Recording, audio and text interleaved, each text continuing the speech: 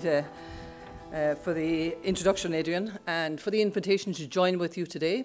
I'm very honoured to follow Commissioner Hahn, who I have to say is really to the fore in terms of supporting energy efficiency in a very real way that counts, and that is by putting his money, shall we say, where his mouth is. And I think he and his team in DG Regio are to be congratulated for that.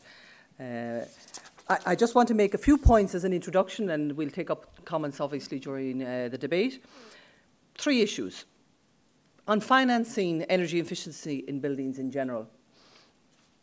We at the European level are trying to set up a framework as much to certainly push the investment in financing of energy efficiency, but also to set up structures and models that member states themselves can use in their own policies of support.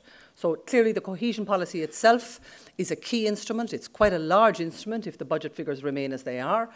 We have seen even in the current round that the investment in energy efficiency and renewables has been important, and in the last year has doubled. It has doubled in the last year. And part of that is because the attention of the managing authorities who are responsible for the expenditure has been drawn to the opportunities that exist in the area of energy efficiency. And of course, their first interest, naturally enough, is economic development and jobs, but then of course you also have the longer term returns.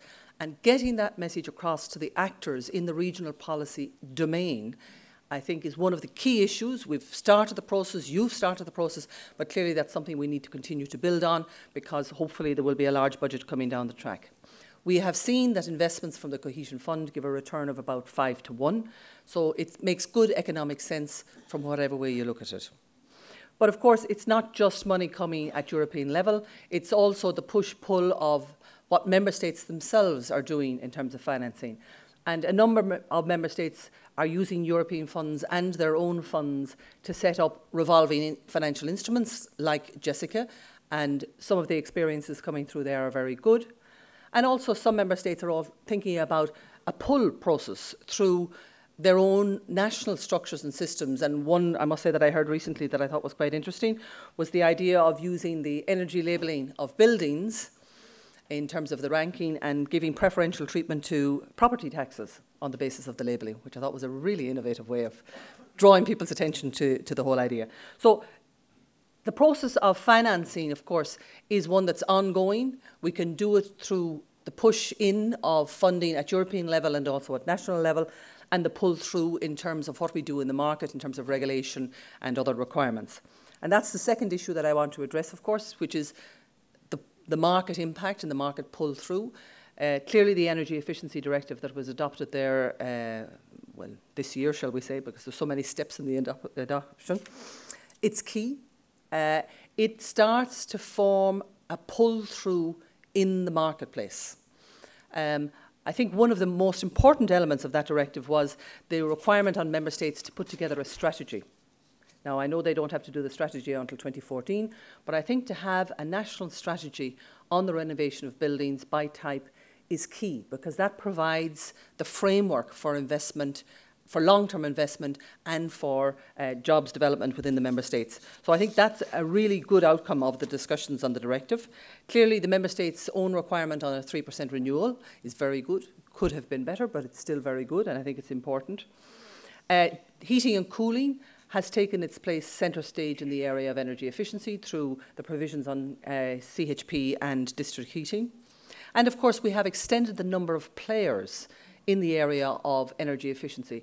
And for me, that's probably the biggest success of this directive, is that now all of the actors out there have a role to play and have a space that they can take up. And in that context, of course, I'm thinking particularly of the utility companies who now have the 1.5% savings obligation that has come through as a result of the directive.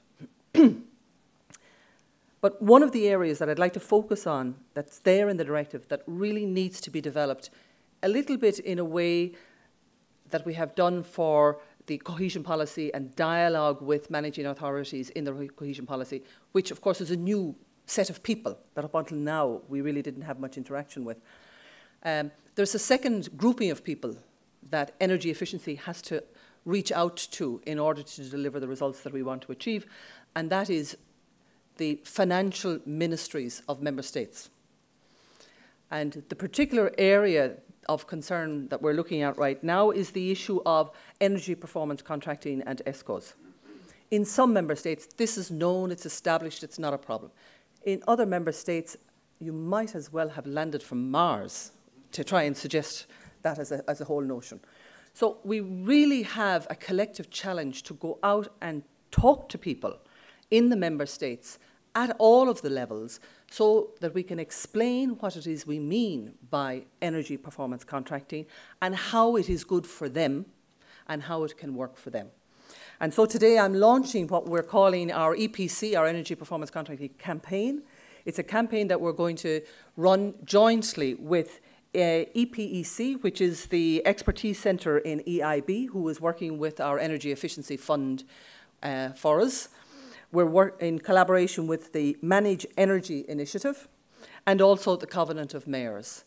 And the initiative is about going out to the member states, having dialogue with the different levels in the member states, taking up the questions and giving the answers as to how energy performance contracting can work and can best work, and what does it mean for public procurement rules in the member state, what does it mean for national accounting rules, what does it mean for debt for the local authority, does it get added to the national debt or does it not?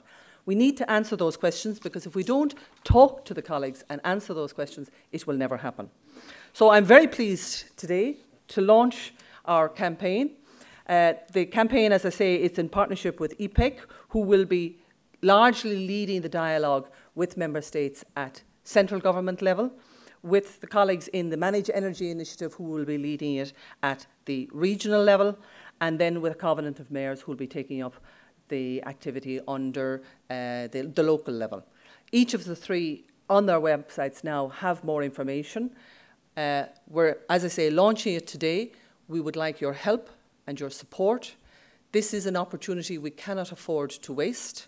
If we do manage to get the colleagues from finance and environment and enterprise and whatever around the table, we need to make sure our message is clear, and we need to make sure that we have the right opinion leaders around the table so that we can have that appropriate dialogue. So in that context, we call on you also to help us as we roll out this information campaign to make sure we talk to the right people, get the right message across, and hopefully give a real shot in the arm to the process of energy performance contracting in Europe. Thank you very much.